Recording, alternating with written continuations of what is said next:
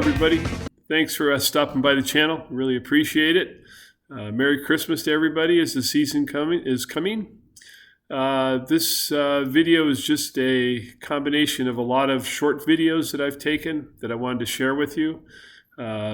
Some build items, or mostly purchase items. Some purchase items and some items that I'm working on, along with some information. About information, I just wanted to let everybody know I am cancer-free now after my prostate therapy, which is really good news. And an update on my son Tim. We did manage to bring him home from the hospital for 8 days, and he ended up getting sick again with the aspiration pneumonia, and he had to go back into the hospital. So unfortunately, he's back in right now. Other than that, I just want to really appreciate it that you guys stopped by the channel. As always, love the comments, and always hit the subscribe button, right? Take care, and we'll be back. I got other things that'll be coming up to show you.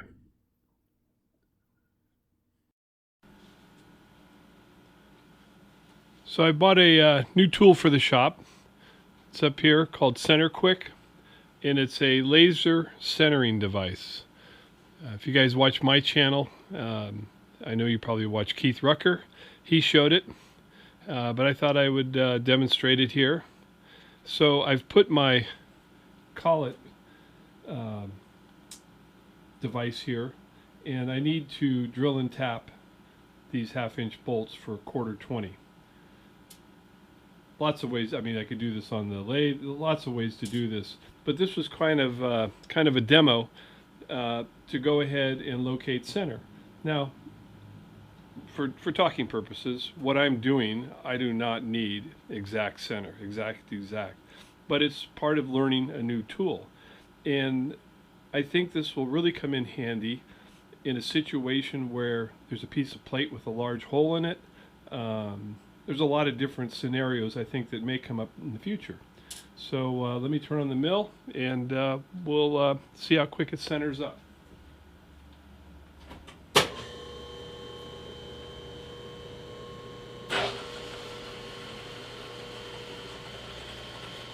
So I think I got to press the button here.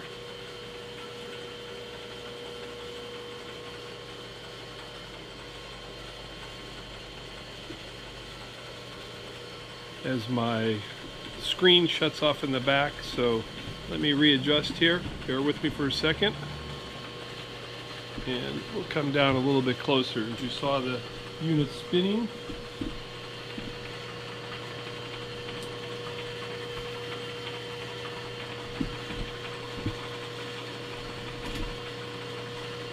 come on.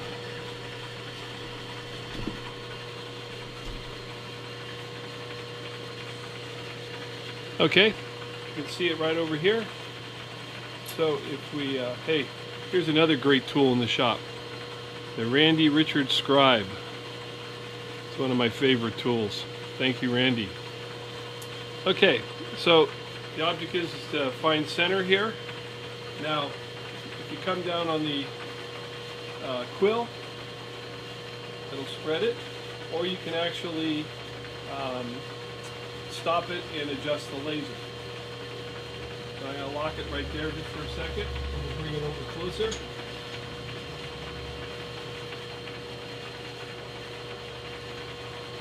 Now I can shoot this for that hole. Let's drop it down and get the whole collet.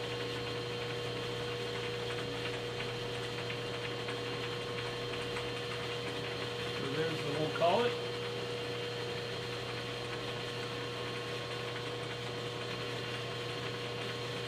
Let me shut this one light off.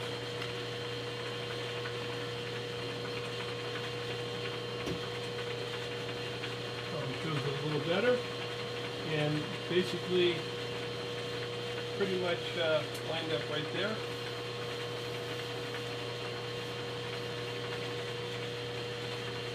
See it on the hole right there. Put the bolt in. tighten it down. Another thing I could look at is just the corners of the bolt.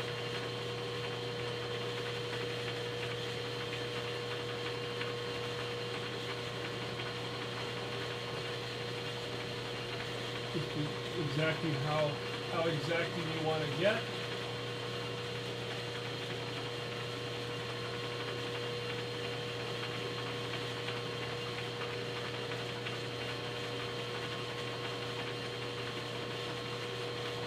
And there you have it. Go out big again just to see it. You can see it's lighting up on all of the corners there. So it works pretty cool. I came down even further. Oh, I got my stops. Hit my stop. Anyway, thought I'd demonstrate that. I think it's going to be a useful tool in the shop. Like many tools, you shut the mill off, the laser automatically shuts off. But like so many tools in the shop, it has its time and place, no different than this fixture right here. So I'm going to go ahead and use my quick change jarl tooling to go ahead and drill and tap these. Decided to do it in the mill.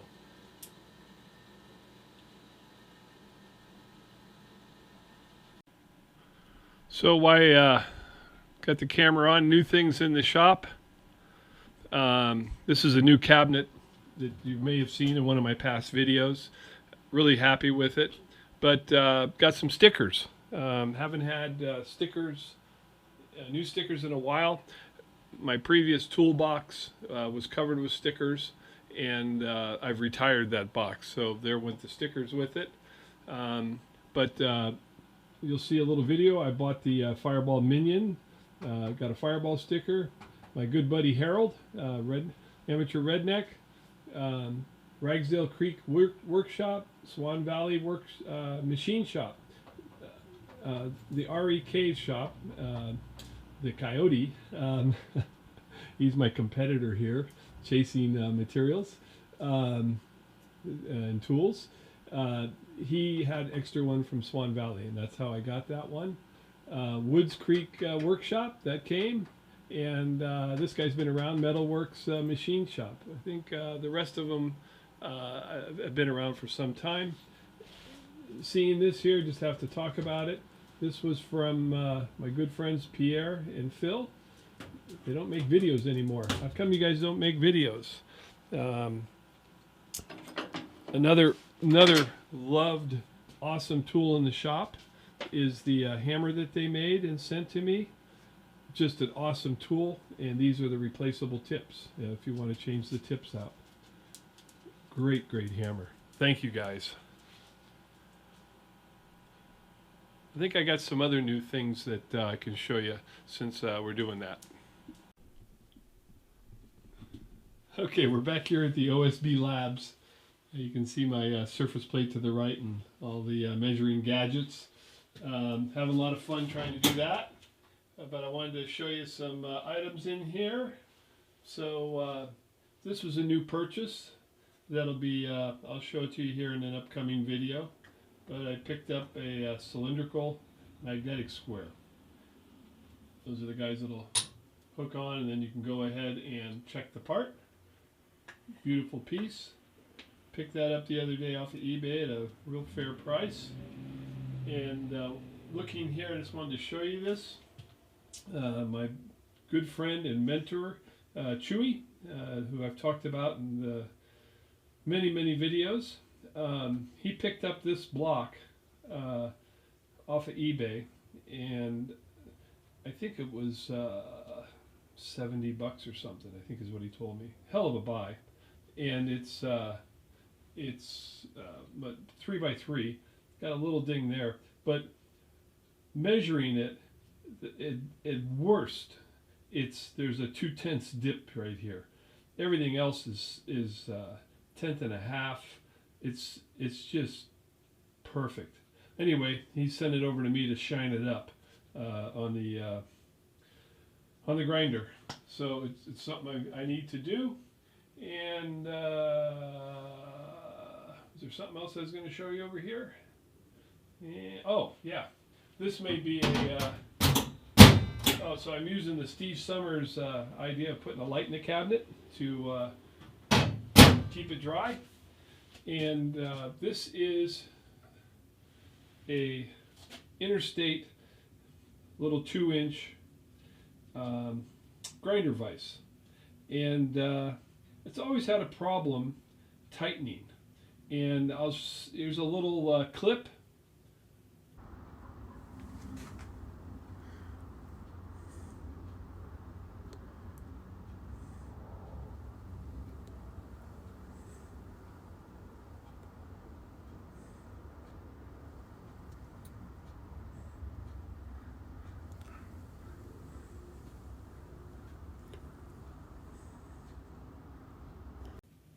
As you can see there, I can't remember if it's a picture or a clip that I'm going to put in there, but basically the holes going through the vise for this piece to grab onto are 2 different sizes, and they're misaligned to boot. And I've always had a problem tightening the vise, and you know me, always in a rush, never really examined it. Well, there's the pin. And you can see how the soft pin was getting chewed up by the hardened vise because it was misaligned. I made a new pin, but that didn't solve it. And the other thing, Chewy and I were talking about this the other day, is these things are bare when, let me just open this up some more, when you go to adjust, come on, grab the when you go to adjust, and this guy turns like that. So we were talking about it, and he said he saw somebody on YouTube make either a spacer that goes in here or a sleeve or something so this guy can't turn anymore. It'll always stay positioned so it won't turn and you have to fight it. This way, if you push in, you can pull it and it's not going to turn. I tried making this pin a little closer to the sidewalls to see if that would, I don't even know if I'm in camera, in the sidewalls, and that didn't seem to help.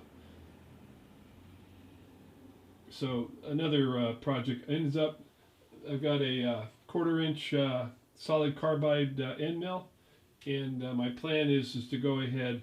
This is 234. Just take them out to 250 and straighten these out so that I can go ahead and make a new pin the right size and hopefully solve the issue with this little guy. It may even see the surface grinder to tighten up its tolerances. Although it's for a cheapy Interstate, it's not a bad unit. And I still don't know if I've been in camera or not. Sorry about that. If you didn't see it and you just had to listen to me babble, that's what you get.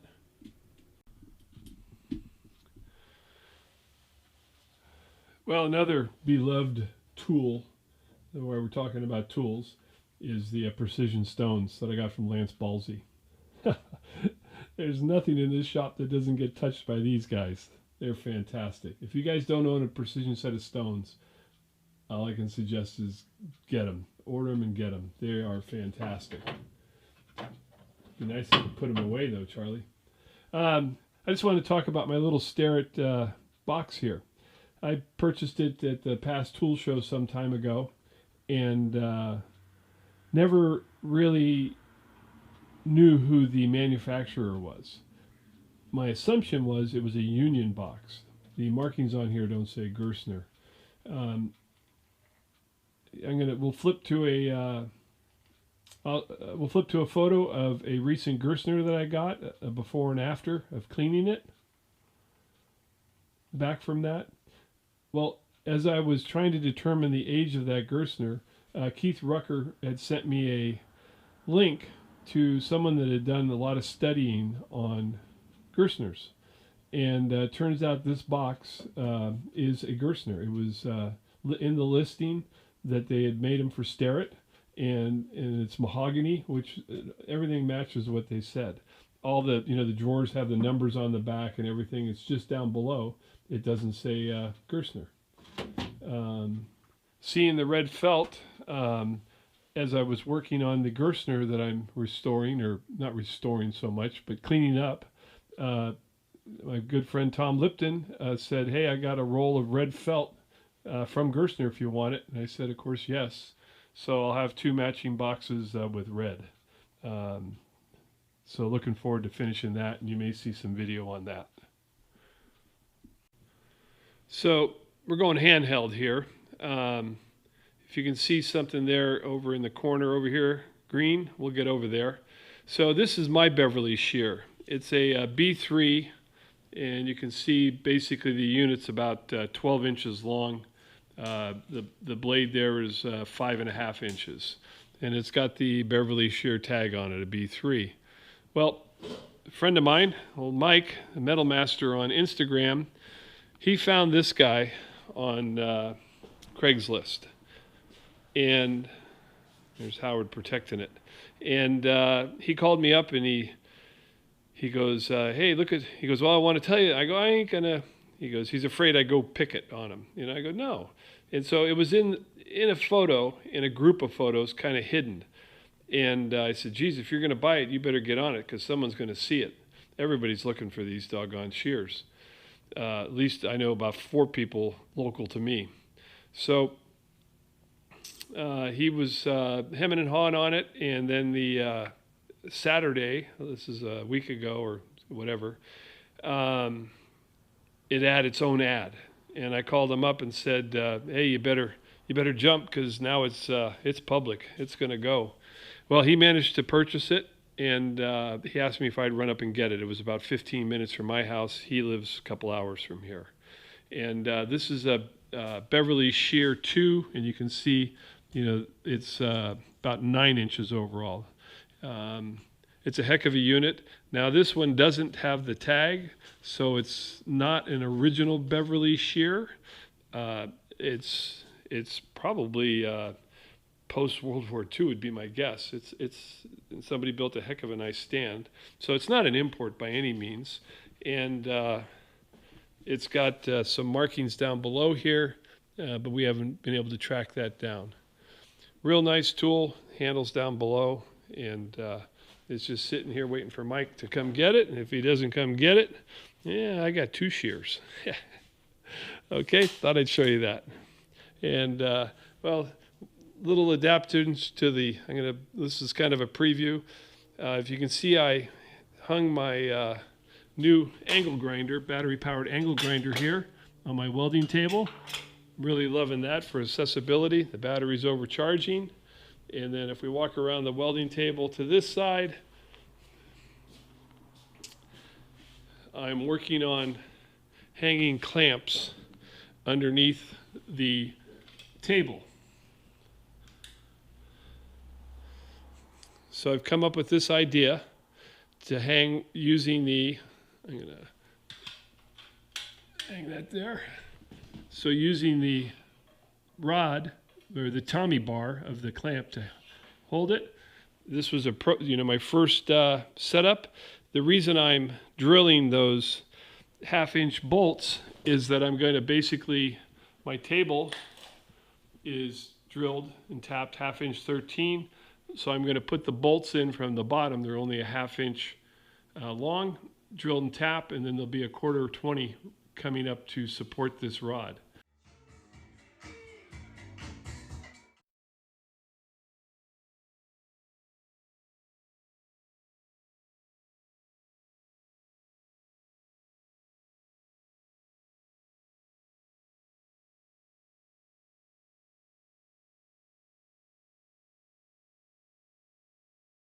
You can see the Fireball magnetic blocks in there. It just made it so simple for spacing off the back and for lifting up. I can do it all one-handed and then clamp it all by myself. So the nice thing is these will hang behind the table, and they're all nice and organized. And I got to get up. And as you can see, I've got a few clamps to hang. So there's, I think, 36 clamps total. So I'm going to quit filming and get on that project.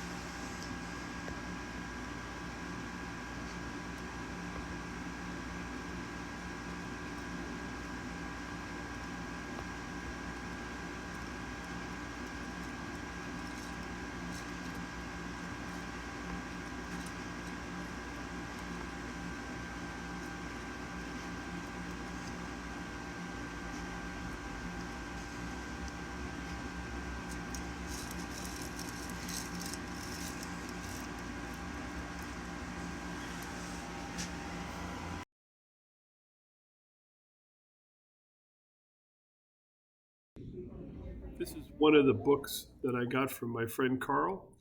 I thought I would show it, and you'll see a little picture of the library of various books. I'll maybe do a little follow-up on that. And then you're also going to see a stack of American Machinist magazines that he also gave me. They date back all the way to the 1900s through the 70s.